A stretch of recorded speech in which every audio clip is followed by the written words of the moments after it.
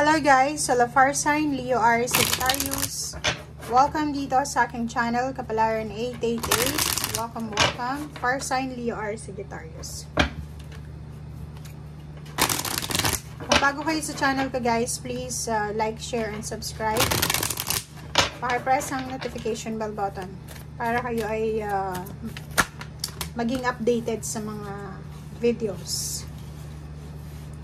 Okay, Fire Sign, Leo, Aries, Sagittarius. Wow!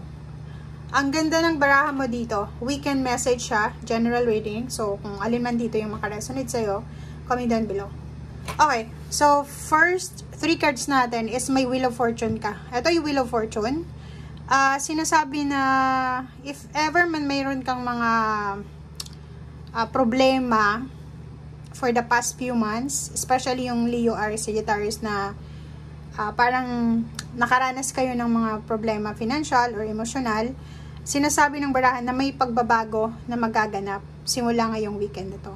So, iikot yung Wheel of Fortune mo, okay, para may bigay sa yung pagbabago, para sa strong foundation mo or sa kung ano pa man. Nakikita ko rin dito yung pwedeng single ka,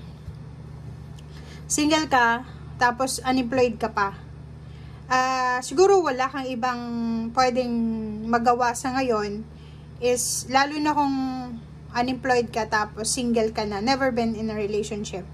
Isa siguro sa pwede mong subukan ngayon or parang sinubukan mo na is yung makipagrelasyon sa ibang lahi, sa ibang bansa. Parang gano'n.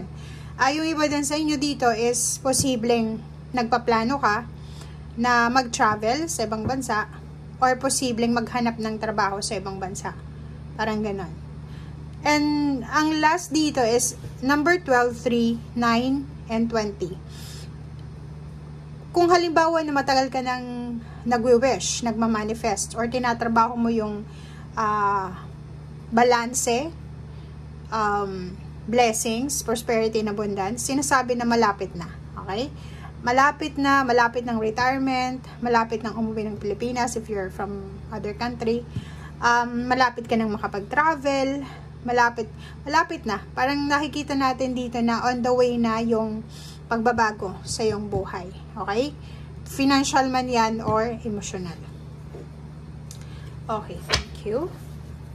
And nakikita natin dito na may darating sa buhay mo na posibleng magbibigay balanse sa pamilya mo. Pwedeng ito ay additional member ng family or pwedeng yun, relationship, asawa, or kung ano man to na magdadala ng foundation and balance sa buhay nyo.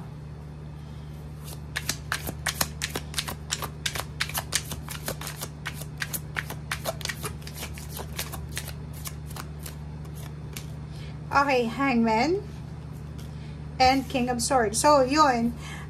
Sinasabi ng Barasser dito, may iba sa inyo na masyadong nakafocus kayo sa mga bagay-bagay na nawala sa inyo. Or, ang nakikita natin dito is may mga fire sign na masyadong focus sa kung ano yung gusto nila na hindi dumarating. Diba? So, focus kayo doon sa pinangihinayangan nyo. Parang gano'n na, which is hindi siya maganda. So, kailangan yung i-let go itong dalawang to. Okay? Huwag kang mag-stay sa mga bagay-bagay, sitwasyon na hindi natuloy. Yung mga disappointments mo. Huwag kang mag-stay sa ganyang situation.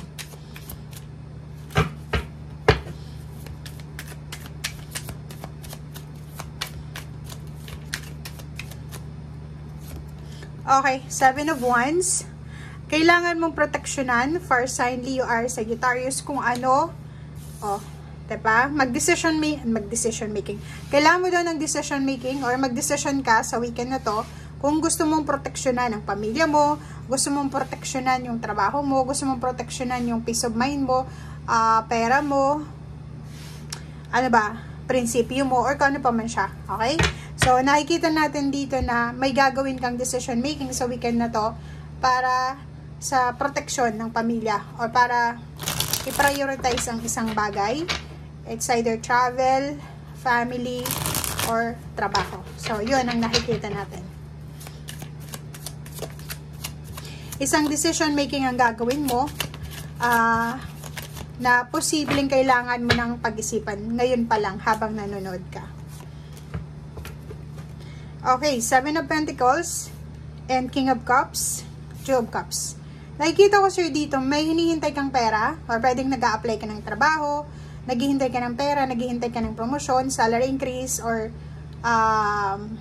kung ano man itong hinihintay mo, papeles, confirmation, tawag, or kan pa man, clarity.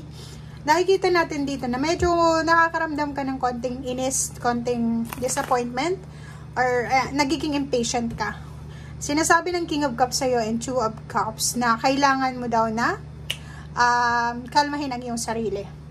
Nakikita ko rin sa'yo dito na medyo nape-pressure ka or pinipressure ka siguro ng relationship mo dahil sa pera. So, sinasabi ng barahan na yun din. Kailangan mo ng sobrang pasensya sa weekend na to. Okay? Relationship man or pera. Nakikita natin dito guys na sobra kayong workaholic. Nag-double time. Mayroong iba sa inyo na nagtatrabaho sa gabi, sa umaga, or naghahanap kayo ng mga additional income, additional na pwedeng pagkakitaan. So, nasa 4 of Pentacles kayo. Ang plano nyo sa ngayon is, if ever man, na marami kang gagawin na trabaho, if ever kumita ka ng malaki, i-make sure mo talaga yung pag-iipon ng pera. Diba? Parang nakikita ko siya dito na this weekend, sobra kang matipid, or siguro nakapag-decision ka na kailangan kong magtipid, or kailangan kong mag-save, or kailangan ko munang magtiis. Parang ganon. Kung ano muna yung meron, yun lang muna. Okay. So, 9 of Swords and 10 of Swords. So, if ever man na nasa sitwasyon ka ng 9 of Swords or 10 of Swords, medyo painful yung nararanasan mo. Pwedeng may mga financial problems or financial stress ka or emotional stress. Nakikita natin na mariresolve mo yan ngayong weekend na to. Okay? And 6 of Wands, sinasabi ng barahan na wag kang masyadong magmadali. Nandito yung Death card, sinasabi na parating na, okay? Parating na, matatapos na yung mga sleepless nights mo, yung mga stress mo, financial and emotional, kasi nandito na yung stability, diba?